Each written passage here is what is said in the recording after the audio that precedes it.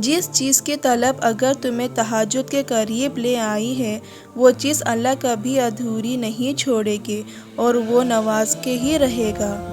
جب تہجد کے سجدوں میں سکون ملنے لگے تو سمجھ لینا اب تمہاری کوئی چیز ادھوری نہیں رہنے والی، وہ جلد ہی تمہیں ملنے والی ہے۔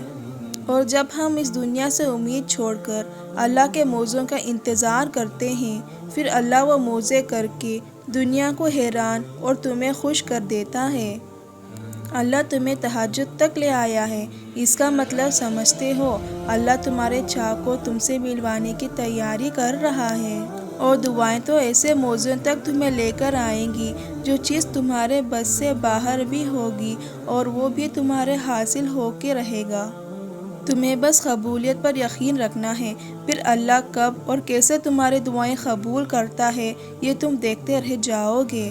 تم جانتے ہو تمہارے صبر کا صلہ تمہیں کیسے پہنچایا جائے گا؟ جب بھی تم کوئی چیز سوچو گے اللہ عز و جل اسے پورا کر دیں گے۔ تمہارا بار بار اسی چیز کا مانگنا دلیل ہے کہ وہ تمہیں ملنے والی ہے۔ یقیناً اللہ نے دعا قبول کرنے کے لیے ہی تمہارے دل کا حصہ بنایا ہے۔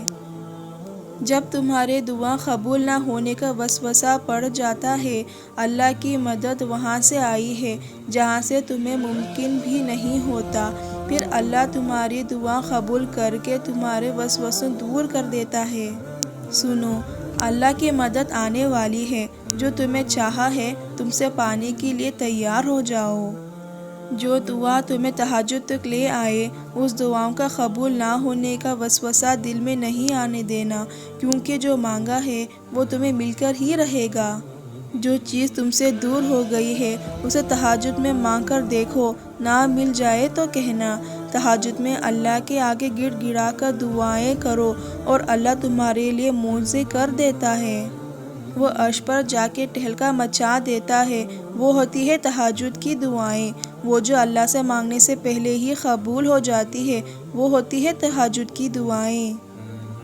اگر تہجد میں تمہارے اللہ سے ملاقات کا موقع مل گیا تو تمہاری زندگی میں ہے وہ کچھ مل گیا جو تمہیں دعاؤں میں تڑپ رہے تھے۔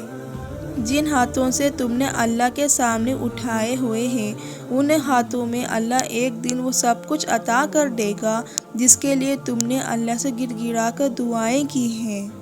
جو تم نے تہجد میں مانگ لیا ہے وہ تمہیں مل کر ہی رہے گا، کیونکہ تہجد میں مانگا ہوا اللہ کبھی بھی کسی بھی وقت ادا کر سکتا ہے اور کبھی نہ کبھی ادا کر دے گا۔ پھر تو شک ہی نہیں ہوتا کہ تمہاری دعا قبول نہیں ہوتی۔ تہجد میں بہائے گئے آنسو اللہ کچھ ہی پل میں خوشی کے آنسو میں بدلنے پر قادر ہے۔ دیکھنا وہ کسی پل میں ہی تمہارے لیے معجزے کرے گا۔ جب تمہیں کسی آزمائش میں صبر کرنا پڑے جو تمہارے لیے ممکن نہ ہو تو سوچ لینا اللہ تمہیں اس مقام پر لے گیا جو تم نے کبھی گمان بھی نہیں کیا ہوگا۔ ماں لاڈلے بچوں کی بات بہت جلدی سن لیتی ہے۔ سوچو تہجد میں مانگنے والے اس رب کے لیے کتنے خاص ہوں گے جو ماں سے بھی زیادہ پیار کرنے والا ہے۔ اور پھر اللہ تہجد کے وہ سجدے نصیب کرے گا جو تمہارے چاہتوں کے لیے کافی ہوگا۔